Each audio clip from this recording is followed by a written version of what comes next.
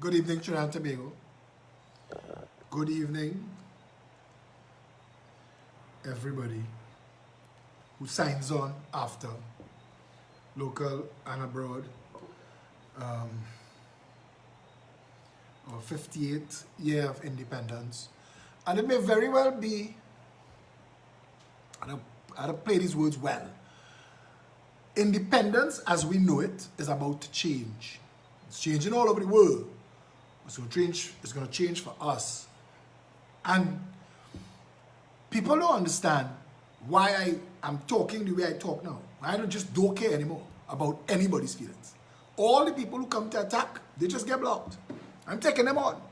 And Maxi Coffee and Fitzgerald Hines, the rest of them who want to talk shit with me, I just blow them out and blow them away. I'm not interested in bullshit for bullshit's sake anymore, because unlike the rest of the politicians that are interested in riding your back, I have been telling you the truth for a long time. There's a truth that nobody is telling you that we need to talk about. I read Kamala Prasad's Pisessa's Happy Independence bullshit, and I'm going to read Rowley's bullshit when it comes out. And I want to tell you something, it's all bullshit because they're not telling you the truth. And the truth is this: Trinidad and Tobago, as we know it, is over. Now, they're going to have some come on the live who are going to want to challenge that position. And they're well within their rights. But while they're entitled to their own opinion, they're not entitled to their own facts. There's some stuff you need to know. California, the state California itself, is the 5th largest economy in the world. California, by itself, excised from the United States of America, disconnected from the United States of America, California is the 5th largest economy in the world.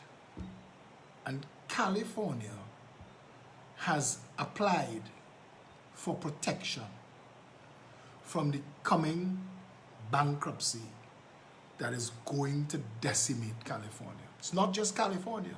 England is going to wake up to reality. France, Germany, Spain, China. There's a domino effect to what's happening right now because of COVID-19. And the reason the World Health Organization has shifted its position from lockdown to kill the virus, because we who had said in the beginning, and I am on record as having said repeatedly, you will lock down to kill the virus and destroy the economy and cause more death. But they've done that. And you've allowed, and I said repeatedly, that you've allowed media and politicians to plan the world and destroy the global economy. Now, if you drive in an oil tanker, you slam your brakes, shove it in reverse, and put everything that you have into that stop, drop the anchors, you're still moving forward 5 miles. They have nothing you could do to stop that. You have 5 miles to drive to stop the ship. And it's like that in the global economy now. Now, let's do a little backstory. The economy that we all live in, everybody who is 75 years old and younger, the economy that we all live in now started at the end of World War II. The era of conspicuous consumption and continuous expansion, the time of boom and bust and recession and expansion, inflation, all that we've been charting, that's 75 years old. And it started at the end of World War II.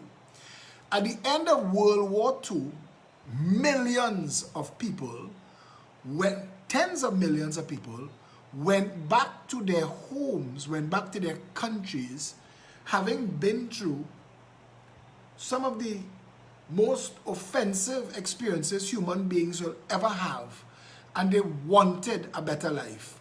The whole world had developed a machinery, an industrial complex to fuel that war. They were actually, in 1944, the United States of America was putting out a battleship a day. Now you had to know what it takes to build a boat, to understand what it takes to build a battleship, to understand the size of the industrial complex that you have to have that could give you the assembly of a battleship a day. They were making a plane an hour. That's the kind of production the world had. And after World War II, that production turned to just about anything. Dwight Eisenhower created the interstate highway system in America that bought all of the concrete and all of the material available on the planet. Because what Dwight Eisenhower foresaw was that the next war would touch down in America, and how they were able to compartmentalize Europe into towns and villages.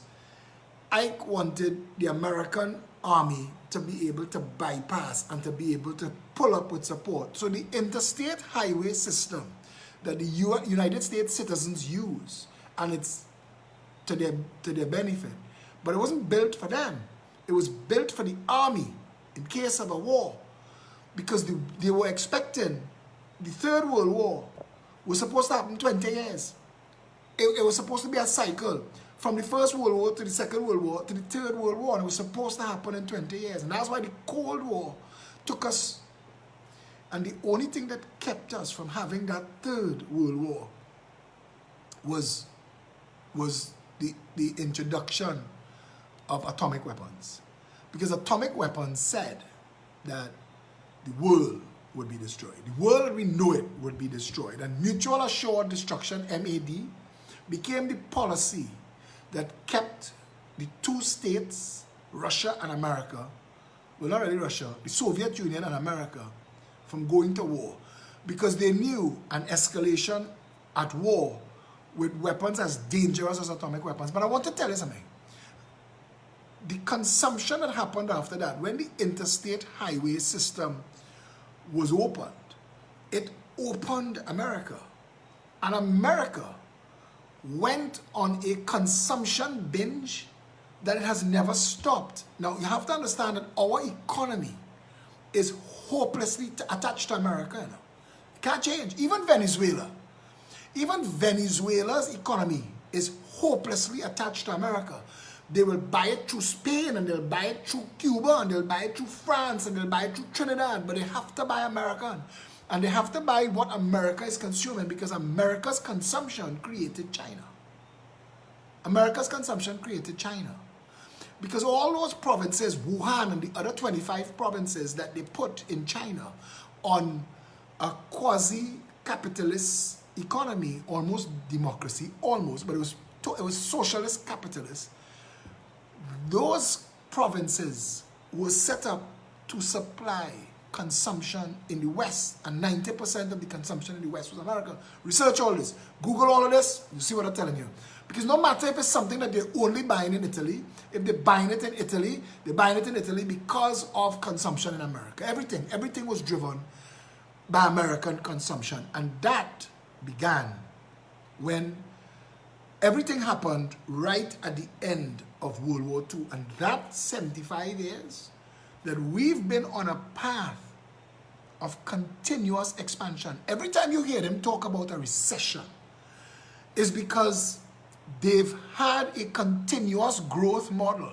And economists, not economists for hire and not economists for sale, but real economists have been saying it is not sustainable. They used to make a joke when they say that the world is in debt, trillions of dollars, and people say, how could the world be in debt? Who do we owe? Mars? But it's not real money. It's credit, and it's consumption, and it's driving this consumption machine. And never, for the whole 75 years, ever, has that machine stopped. In the 70s and the 80s, we had an oil embargo that caused a worldwide recession, and it showed them how to show up, because people have to remember this. For oil producing countries, when the price of oil falls through the floor, Trinidad loses, Saudi Arabia, Kuwait, Iran, Iraq Venezuela, all of the oil producing countries lose.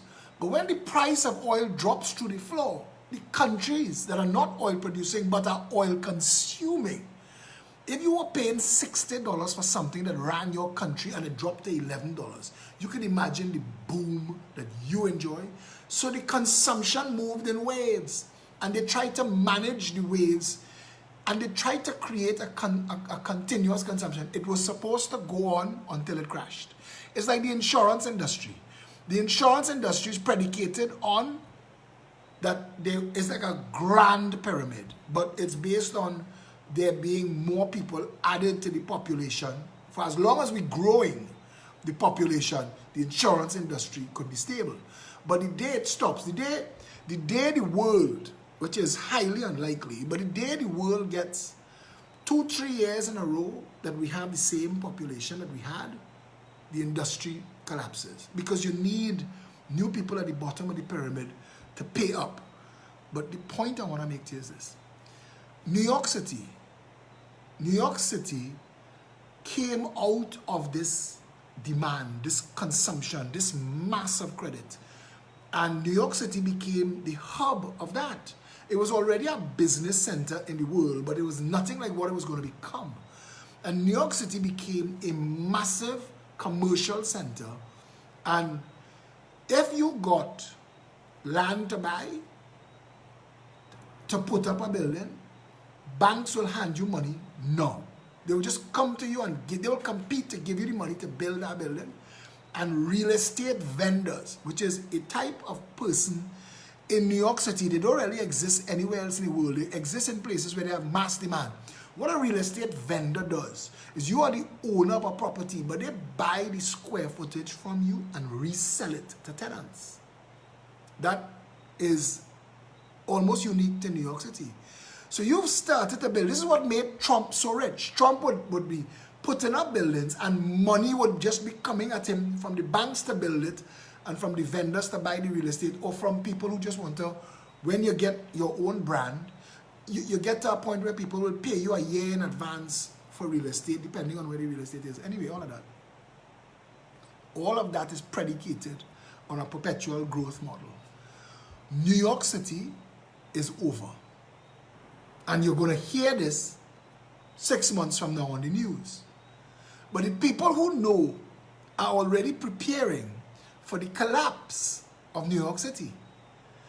Because while there's never been this much of an interruption in commerce in the world, while there's never been this long, this lengthy a contraction, because this is a recession on steroids. This is not a normal contraction. There are businesses that cannot survive this. There are businesses that are trying, and I almost call this video Change, Adapt, Evolve. And you're going to hear those words from me often. Change, Adapt, Evolve. There are people watching this video tonight who are gainfully employed, whose company is crumbling below them and they don't know that yet, whose job has become obsolete and they don't know that yet, and it's going to come. And your business model, you need to start planning 12 months from now. Where will the economy be 12 months from now? Do not think that this is a passing cloud and that when we get a vaccination, all of us going back to business as usual. I don't know if it's going to cause a depression. We are actually in a global depression now. We're in a global depression now, but we're collectively managing it because of COVID-19. So people being very lenient. The credit holders are being very lenient, but at some point that string going to bust. At some point that and all is not sustainable, but we come back to that. In New York City, there are buildings that had waiting lists for tenancy for decades. Now you couldn't get an office in the Empire State Building. You put down the name of your company, and if you qualify to make the list, because they have to pre-qualify you, they tell you, we anticipate we will have space in 20 years. And there were a lot of buildings like that, and a lot, because everything was trying to come to New York City.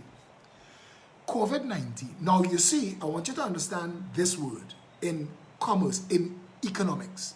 Momentum is very important. And most people who do modeling in economics understand how to forecast momentum, where momentum is going to build, where momentum is going to go. But they've never had to model momentum stop. And in New York City, momentum was stopped. And everybody just, for the first couple months, everybody just looked at each other like, okay, this will pass. But what was different this time around was the internet. And companies like Zoom that have become multimillionaires, WhatsApp and even Facebook created an app to offer rooms for meetings. So there was companies like Go to My Meeting and other companies like that for years now, but Zoom shut off with meetings at the right time. And because of Zoom and companies and apps like it, companies that were tenants of these buildings, that for the most part were tenants of these buildings because it was a badge of honor. To say that you were in the World Trade Center, you're in the Time Warner building or Trump Tower or Empire State building, to say that you're in that building is a badge to you, to your company. And they never would have changed that. It was important to them. Your address was important. But what happened now was, through no fault of anybody else's, they were forced out of their offices. In the first 3 months, the first quarter of COVID collapse, everybody tried to maintain the illusion of momentum. We were spending money into the momentum that didn't have to be spent. But we were spending it because we thought that this was a simple interruption. Now, we knew that COVID-19 and everything that was coming with this pandemic was going to last. Even if you got a vaccine, we're not breaking COVID-19 for at least 2 years. And you all have to come to terms with that, you know. Regardless of what the government and the Minister of Health and Parashram and them say. I'm giving you some facts now that you can research, because so far, everything I've told Trinidad and Tobago, every single word has been proven. Keith Rowley told the nation in his last press conference, whatever day that was, everything that he said to you. If I wanted, I could go back and replay my videos from 6 weeks and 2 months ago, and you would say, but Philip, you that far ahead of Rowley. And it's because we follow information and we research. I want you to hear this. All of those companies that had to pull its people out, and yes, 2 years is still optimistic, it could be 10. All those people who had to pull their people out of buildings, out of real estate, continued paying their rent, their massive rent, because it's blue chip tenancy. But their workers settled into a new normal. And they settled into a new normal where the companies realize that they don't have to buy this rent anymore. The market is telling them, leave it alone. A lot of their people are working from home, moved out of New York City. So because the commercial aspect of New York City was hit a death blow, it destroyed residential New York City. I'm using New York City as an example because we're going to extrapolate it back to the Trinidad model. And I'm only talking this talk today because I've been following this New York story for about 3 weeks now. But California applied for protection. Now that is big. When the 5th largest economy in the world signals that it's in trouble, you would be a fool to not pay attention to what's coming downstream. And I'll show you how everything is connected. This 75-year economy is one big new world order interconnected economy that affects you and your little doubles box. I'll show you that. The commercial tenancies, when businesses started to have meetings, they realized that not only are there people moving out of New York City, they move out of New York State. People went as far as Florida. Others have gone to countries. When Barbados realized that there was a demand, Mayor Motley threw up a sign, Barbados is open for business, 1 year free. And plenty people go on Barbados. That was a brilliant, a master play from me, and I'll tell her that. And it's not just Barbados. A lot of places that people wanted, now they had an opportunity to pick where you work from, as long as the place had bandwidth, so you could attend a meeting, and the ability to transfer international currency. You go anywhere in the world. And people did. So they moved with their families, and they've settled, because COVID-19 scared the crap out of people who were living in apartment buildings. A man sneezed next door and you could get COVID-19 in your apartment, and it was frightening people. So they wanted to go to places where houses was for sale. And if you read some of the real estate blogs, they tell you they're selling houses sight unseen to people in New York City. That's 8 million people on the move, you know. And it's driven up markets all around the world. It's driven up markets in Florida, because people are moving en masse to Florida to get away from the cold. And everything that was a reason to be in New York, because it was the business capital of the world, so it created the cultural capital and the food capital of the world. It became the place to be. By the time Giuliani had ended the crime wave that had New York City as the murder capital of the world, it became the #1 tourist destination on the planet, New York City. But that's done, because here's why. When the commercial business started to break tenancies, people were given permission to go wherever they wanted. You're working for the company, it's cheaper for us. People started to break residential leases. And without those two populations, upon which the whole entertainment industry was built, all the clubs, all the culture, all the bars, all the restaurants, everything, and they were all closed, and they were all closed for months. There's no way to start them back. Buildings that had 8,000 people have 40 people in it right now. And it's not sustainable to the building. And the only reason you're not hearing it as the top story on the news is because the vendors and the credit holders waiting to see what could happen. A best case scenario is that the United States government gives New York a Reinvent New York loan. But they don't have that money right now. COVID-19 is decimating the world, and it's decimating world economies. Consumption, normal consumption is down about 40%. That will destroy China. That wave that's heading to China, because all production is based on the consumer, the retail space, the warehouse space, the distribution space, the manufacturing space, the supply space.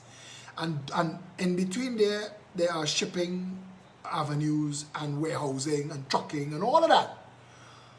But that is down 40% to what it's supposed to be. Now, in a world of a continuous expansion, you just retract production 40%. You just shut down the most important real estate on the planet. And the shockwave, when the mortgage holders start to come to terms with what they hold in. What happened in 2008 when Fannie Mae and Freddie Mac bust is going to be a joke. When they come to terms, and it's not just New York City, it's going to be detonating in Houston, in Dallas, in Chicago, all through America. It's going to detonate in London, in Paris, in every country where you are built, your city is built. Is going to be a very difficult time. And the reason I am telling you this tonight, Trinidad and Tobago, this is not a time for bullshit, you know. This is not a time for people to lie to each other. What's going on in our parliament? Let's look at our government. We have a minister of sport being paid a salary. Why? We're not going to have any work for a minister of sport for the next 2 years.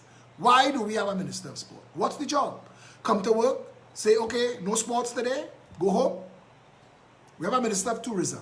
We're not going to have a need for a minister of tourism for at least 5 years. For at least 5 years. Because the world economy has to restart in a free environment, and then people need to feel confident again, and they will stick a toe in the pool. They're not going to say, COVID done, Bali, here we come, Tobago, Jamaica. Them days done. Because you have to remember, the average person running through savings, the credit card companies have to now rationalize the mountain of debt that conspicuous consumption was fueling. But there's no conspicuous consumption now. People are buying, people are coming to the point where they understand needs plus, and that's it. So why do we have a sports minister, culture minister, tourism minister? All of this is designed to waste money. And a tourist ministry and a sports ministry mothball them. All the schools that we maintain in, we put $5 billion aside for education last year, September. That was interrupted in February. We've not had those expenses. And all those schools are shut down. And they're going to be shut down for the next 2 years. You're not starting back up education.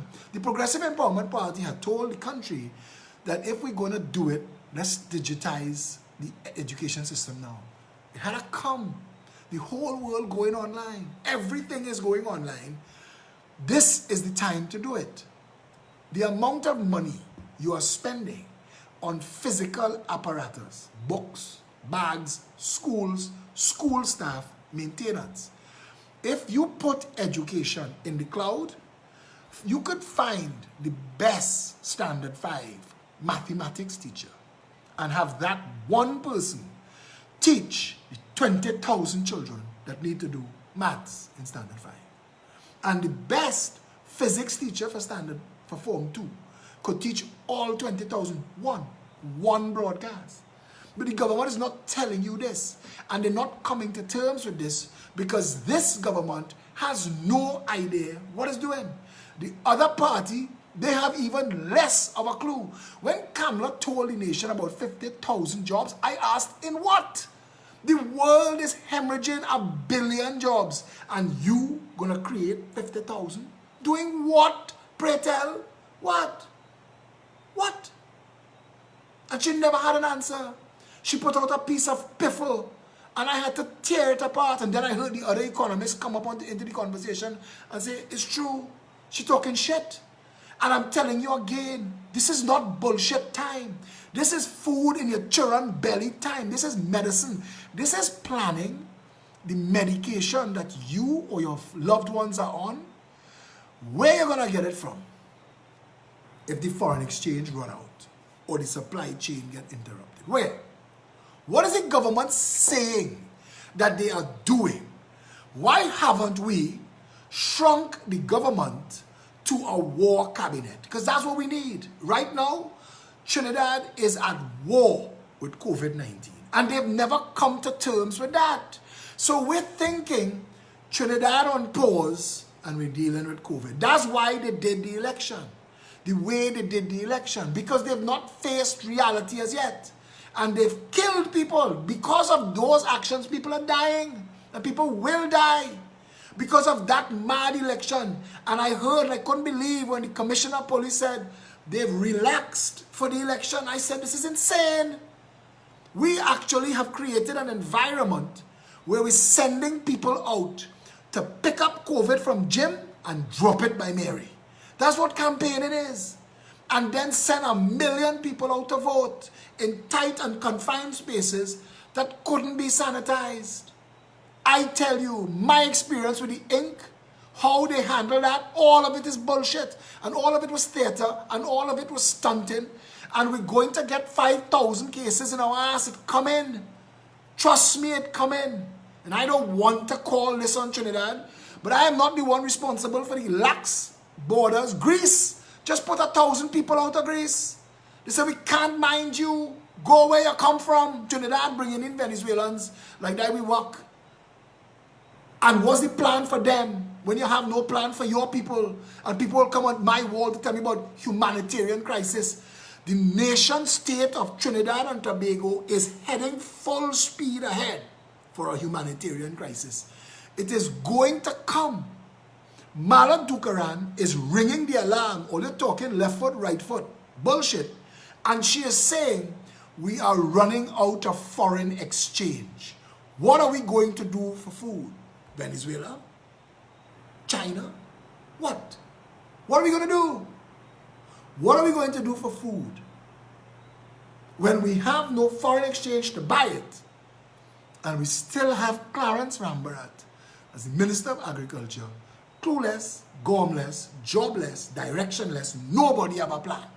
So since January, if we had set up a war cabinet to preempt, we would have known short-term, medium-term, long-term crops. And we would have started with consumption data to make sure that food distribution, even if I really literally drop in a bag of yam, sweet potato, and pimento pepper in your house, I'm making sure that your family could get through the day. But we've not done that. We've not done that. We're talking shit about building the Toko port. For what? For what? For the cruise industry that not coming here for 5 years? You're bullshitting the people. For shipping? Nobody is shipping to Trinidad for any reason. Not right now. So what's it for? For the 1% and the contract mafia to make more money. That's the only reason. But these sons of bitches that making these decisions don't understand this is not a normal world. They're not running to South Beach. South Beach have South Beach problems. They will stay right here in Trinidad and Tobago and eat the bread them and the devil needed. And we, the people of Trinidad and Tobago, have a responsibility greater than at any time in our 58 years. This about African and Indian bullshit, only stop that crap now, you know. Stop it now. Hear what I'm telling you? Stop the African and Indian bullshit. Find a way to see that flag in everybody. Because if you don't, they're going to continue to use your own foolishness to rob you and set you up for a lifetime of regret and misery to come. Look at where we are right now. Look at where we are as a nation state. Our greatest income generators, Petrotrin and Point Lisas, are gone. National Gas Company turning its wheels. They're making no profit. It's paying its bills. We're in trouble. We're in absolute trouble, and there is nothing to fall back on. You can't fall back on agriculture. The law of the farm don't allow you to cram. The law of the farm don't allow Rowley to spit platitudes and pretend, now that I'm interested in it, we will become farmers. It takes time. Tourism is not an option. So who are we going to? In a world that wants nothing to do with Trinidad and Tobago as long as we're flirting and friending with Maduro and China. Why is China building the biggest embassy in the world in Trinidad? All of these questions. All of these questions. And we, the people of this country, sitting down, pretending that we could survive this, like we survived, you know, they were saying, cigarette and shit talk win the war. So we feel we go smoke and talk shit through this. You're not.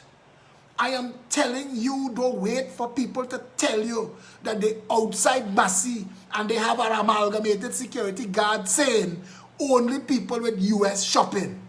Don't wait for that to come. The government and the parliament playing the fool. They're writing laws to further restrict your human rights and your civil liberties. The parliament is not serving the people of Trinidad and Tobago. The government has never served the people of Trinidad and Tobago. And we, the people of Trinidad and Tobago, when Her Excellency, the President, had to ask on swearing in, can we trust you? The Archbishop of Port of Spain is asking the same question. What is it going to take for us as a people to wake up? What? What's it going to take? When you hear that the gas shipments to Trinidad interrupted, because we don't make gas here no more. So when gas in the tank run out, what are you gonna do? Your partner call you, tell you gas running out, fill up, you fill up. You have 1 day.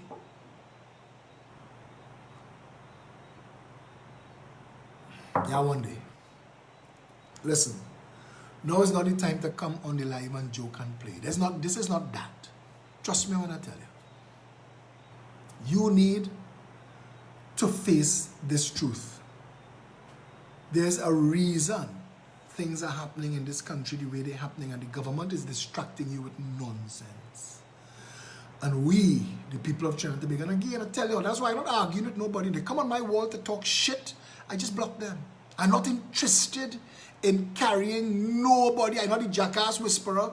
My job is just right now to tell Trinidad and Tobago, listen, it coming at us like a train, barreling down the tracks. Pay attention. Pay what you have to pay attention to. Forget everybody else you know. Study your rent and your mortgage. And all. Study your rent and your mortgage. What is your situation? How much cover do you have if your income is interrupted? You tell yourself, but if I had to cut grass to live, but they have 50,000 like you looking to cut grass to live. So don't feel it's only you thinking that way. What is your position if you lose your job or your company closes down? What is your position when the earthquake of the correction rumbles through the economy? What do you do? Who do you go to? Mommy, papi, daddy, cousin, sister, girlfriend, boyfriend? It hitting them the same time it hit you. So what you gonna do? What's your plan? And again, this is why I am calling on Trinidad and Tobago to stop getting distracted with foolishness. The 65,000 laptop requests from Gatsby Dolly was a distraction at best, because no government, 10 days old, so stupid as to admit complete failure, as to admit they had no plan when they were campaigning. What were you going to do? But instead of telling the people what was coming, you get them do the balize, left foot, right foot, bullshit. And the people most exposed are the ones you had doing it. Are the ones, when the black people was following Stuart Young bread butter on 19 sides, you know. All who do the balize with him, go do it barefoot in 6 months, you know. This is not a normal global time. The 75-year expansion is over globally. It's done globally. We have no wiggle room. China has no savings. They've stolen it. We have a lot of debt. So there are few people who are going to look to this country favorably. What is your next step? Because when you think about your rent or your mortgage, think about your job. Look around the company you work in. Your boss call you tomorrow and say, listen, income cut in half. So we have 9 employees, we have to cut down to 3. And if we cut down to 3, if you're one of the 3 that stay, you had to do the work of 3 other people, because we still have to run the business. So it's longer hours, less time off. So the only people who could stay or should stay are the people who prepared to go through that with us. Decide. Now what a choice. Because if you say, pay me off, you could destroy that company. But worse, you step outside with 3 months salary. And that 3 months salary going to still have to pay for the next 3 months all the bills to run your family, while you trying to find another job in a country and a world where that is happening to millions of people. All of the costs to live in Trinidad are ridiculous.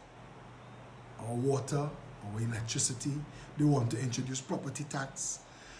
All of the costs, all of the fines, all of the bank fees, all of the bank charges. Trinidad, it is not possible to live for free. Trinidadians are in a difficult position. Now I want to tell you all something. Progressive Empowerment Party ain't going nowhere. At some point, we are going to stand up and we are going to call for a national referendum on the performance of the government. We do not believe that they have a clue what they're doing.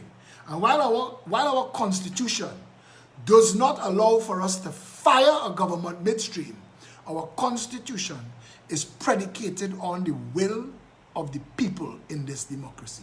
But we're sticking a pin in that conversation for now. But I want you to know that there are options away from the insanity that's going on in that $100 million a year parliament. That there are ways away from it. But it's not going to happen. It's not going to happen if we, the people of Trinidad and Tobago, continue to sell ourselves for small desires. We need to put country first. If ever there was a time, because I want you to understand, your 30 pieces of silver will become quickly useless if the rest of the country falls. You can't buy gold at silver price if nobody has silver money. So we have to start to think country first. It is time to end bullshit. And I'm telling all of you tonight, from tonight, cut your spending. Cut your spending. Anything that you don't have to have, do not buy. If you could scale down your cost of living, if you could move from where you're living to somewhere cheaper, move. It is that serious. And pay attention, because they're going to tell you crap and they're going to promise you handouts. But I had to share somebody today who told me that the government will remove the taxes on couriers in the budget. What madness. You know the situation the country in now, and you wait until the budget. That is an executive order. You signed that today. If you had any intention, I gave the person the printout that said, and I want to read it to you, because I asked her, I said, if you believe this, believe that, hear this. Campaign finance reform as an urgent priority. Do you hear the words? This is in the Pnm Manifesto. As an urgent priority, and to put an end to the pernicious scourge of political investors once and for all, the PNM will draft, enact, and implement appropriate campaign finance legislation, drawing on the experience of models successfully in use in developed countries such as the UK and the United States of America before the next general election. That was written in 2015. That was 2015. As an urgent priority. When they say, drawing on the experience of models successfully in use in developed countries such as the USA, you know who influenced that in the USA? Trinidad and Tobago. It's because of Trinidad and Tobago's oil industry and the corruption and companies from America. A fellow by the name of Sam P. Wallace, the United States Justice Department, wrote laws to protect their government from corruption and campaign finance corruption because of Trinidad, PNM, and Eric Williams. Believe that? We're notorious, you know. And the PNM, left foot, right foot this time around. They didn't go back and read the last manifesto, because if they did, people would have asked them, but what happened? What happened to that? As an urgent priority, and to put an end to the pernicious scourge of political investors, where we watch you hand out contract to Abu that you come up with in 1 hour, and by the next hour he signed on the dotted line, is only uproar from the people that tell you, we don't want Abu doing no security in the neighborhood, make you cancel that. Then you went in the parliament, you call the parliament, you create Uncle Monitor's law and give him that contract. End the pernicious scourge of political investors once and for all.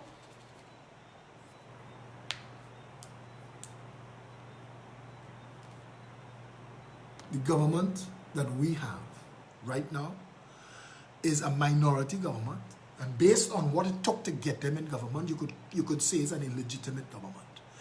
We, the people of Trinidad and Tobago, now more than ever have to realize that it is our vote, our consumption, and our labor that is the nation state of Trinidad and Tobago. We are it. They govern at our mercy, at our pleasure, at our request. The system is supposed to work that way, and if it doesn't work that way, we have to change it. When that jackass of a Senate president told Anil Roberts, whisper, she was to be fired, and we need a law that allows us to fire her, but we don't have one, and we need one. We need one. We need now for the tail to stop wagging the dog, I tell you again. Terence Nielsen is on record in the last 3 months contradicting, lying, waffling, changing, and reversing himself. Every position that they've taken, they've come and told you they've said bullshit without using that word. Keith Rowley is an absolute liar. Everything that he has ever said, he has reversed himself on now that he is in government. The UNC is in complete disarray. They are falling apart, they are at war internally, and it is only going to get worse. There is only one political movement in this country that was built by people, for people, that came to you from the very start with truth, honesty, policy programs, and ideas, and kept feeding it to you on a daily basis so that you understand. When you see people talking, the conversation on social media from a place of understanding, the PEP did that. Prior to the PEP, roti politics and fairy politics dominated the conversation. It is the Progressive Empowerment Party that elbowed our way into the national conversation and insisted that the people have an idea how this country is supposed to run. It's time now for you to do some of the heavy lifting, all of you, and to tell everybody, your taxi driver, the man you see gardening in the road, every single person who stopped to talk politics, you ought to tell them, listen, stop bullshitting yourself and leading yourself astray. We are 58 years old tonight. August 31st, 1962. We lowered the Union Jack and raised the red, white, and black, and for 58 years, we've been robbed and abused by people close to the government, by corrupt politicians, by professional excuse makers and sweet talkers. We've been led astray. $1 trillion have been spent belonging to the people of this country. $3 trillion have been made that never reached these shores. This is a country that has been robbed and molested by its government. There are no systems. We are hemmed in. We believe we have free speech, but you've seen sedition laws, contempt laws, defamation laws, and now they're trying to stop social media. They are going to try to take away your freedom to speak. It belongs to you. The power they have to write law comes from you. They are representatives of you. If you and the 35,000 people in your constituency are not happy with how your member of parliament is voting, walk, drive, get on your buffalo cart and go to the parliament and tell them, as of today, we fire our member of parliament. We demand, Your Excellency, all 35,000 of us are here. We demand a by-election. I'm going to tell you something. There is going to come a time when all of us will have to answer for the choices that we've made politically in this world. There's going to come a time when those who have been checking with you and laughing with you on Facebook, who have been packing away millions of dollars, who have sent people to befriend you and lead you astray, and you who taking that chain up, a day is going to come when you are going to have to account, not to me, to your loved ones. A day is going to come when we are all going to have to say where we were and what we did when Trinidad was on fire. And right now, all that is happening is a looting. All that is happening is a looting and changing And as much as I would like to think that Phillip, because people tell me, join the UNC, leverage the Indian vote, get in the parliament, make sure that you can make, it's not going to work that way. If the two beasts work the same way, treat things the same way, if Kamala wanted these things changed, or Pandey did a change it, they out there long time. Kamala in politics since 1986 and before. Pandey there since 1976. They understand this. They had to tell Maxi Coffee tonight. Maxi Coffee tell me, black people vote for the Pnm, not for me. I said, brother, 22% of the country voted for you. 22%. If you think that all 322,000 was black, then 200,000 didn't vote for you. Even black people don't want Pnm. So don't tell me, because when 22% of a country vote for somebody, that is not a success. That is not a mandate. You are less than a minority government. I personally will never trust this EBC again unless we have overseas people that come and run our elections. What Fern, Narciscope, and that band did us in this election, I don't trust. I ain't go for numbers. I don't believe a number they tell us. I don't agree with it.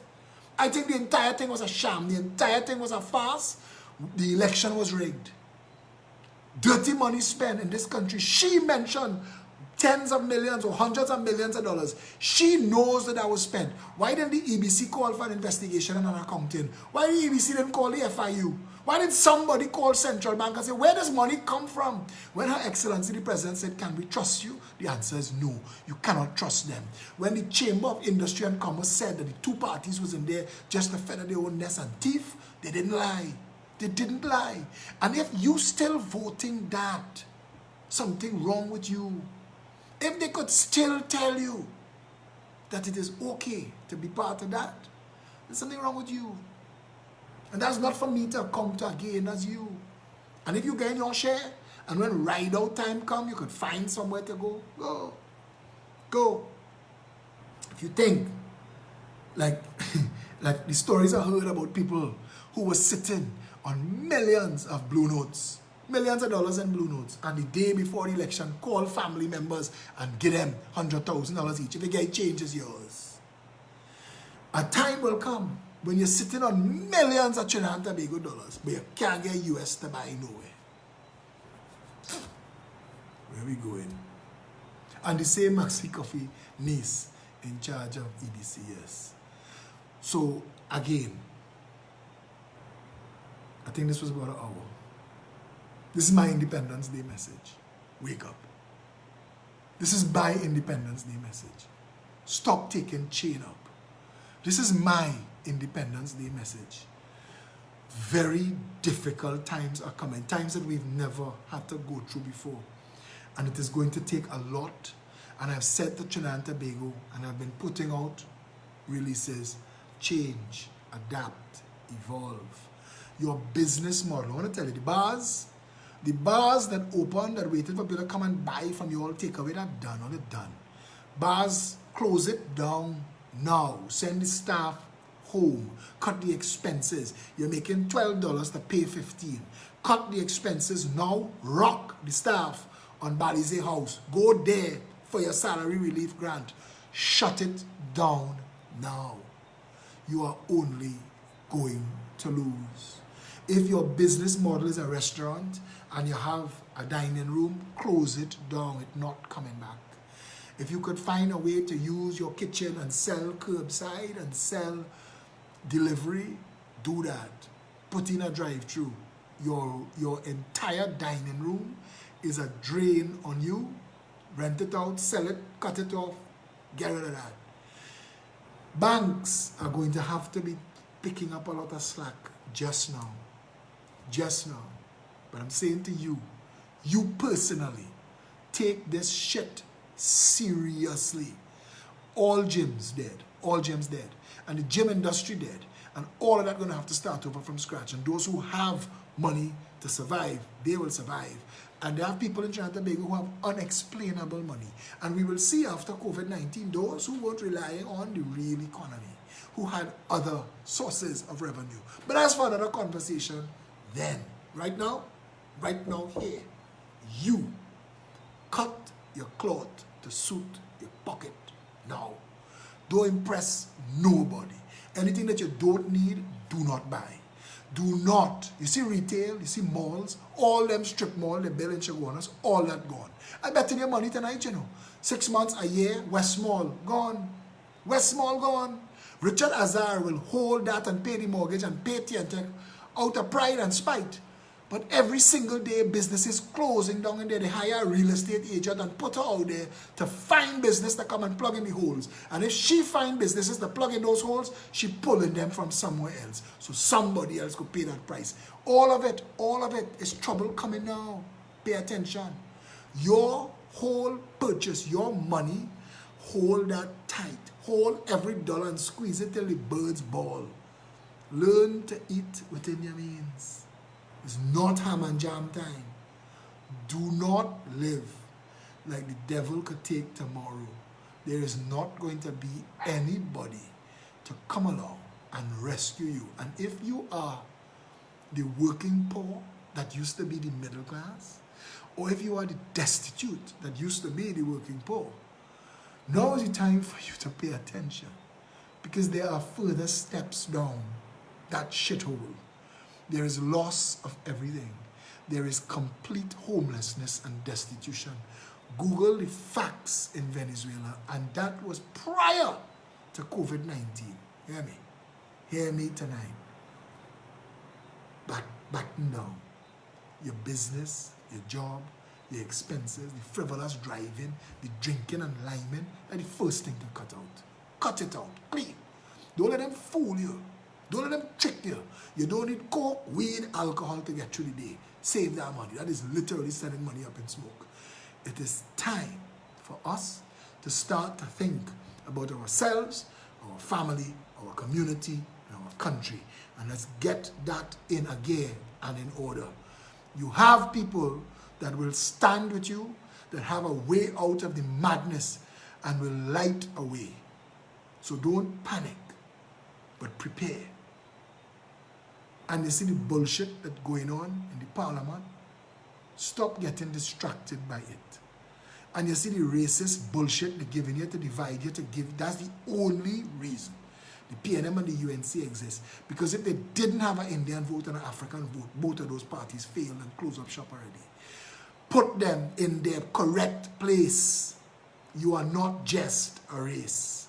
You are a citizen of the Republic of Trinidad and Tobago.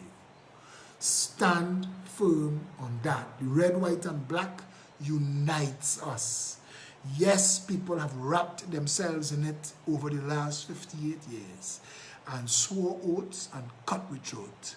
We could start over and we could get somewhere, but we need to do that together as one people, because as long as they could continue to divide us politically, we're going nowhere and we're going to get there fast.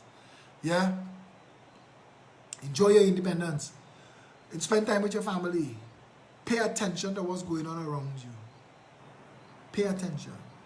Do not be one of those people blindsided by disaster, especially if there are people relying on you. If you have children and family relying on you, pull your family together and talk to your sisters and your brothers and everybody and say, hey, listen, we had to start buying in bulk. We had to start shaving our expenses. It is time. Don't wait for the shit to hit the fan. Pay attention now. Yeah? Have a happy independence as much as you could and stay safe, Trinidad.